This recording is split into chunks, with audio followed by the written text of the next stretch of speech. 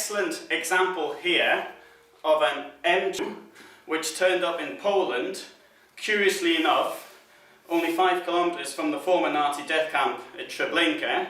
I presume that this may have come from the fighting in July 1944, and it somehow was abandoned or got lost. It was found in the mud, and so I presume that the former person who had it had to clear off rather quickly.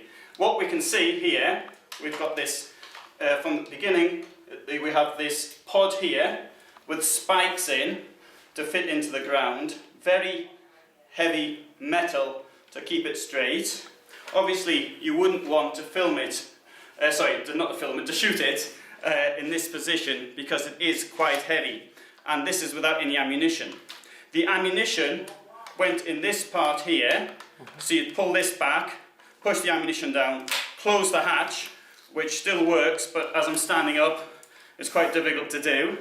We've also got the rear sight here and the front sight here in quite good condition, and whether or not it works or not we don't know, but you get a good view of it like that.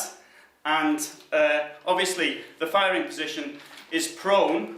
Trying firing it like this with the ammunition, it's going to be very difficult to hold.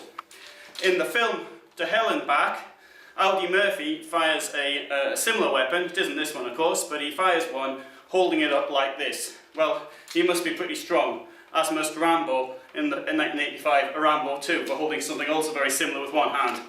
I can't do it. Anyway, brilliant weapon. Any questions? Please put them in the questions part and we'll try and answer them. Thank you.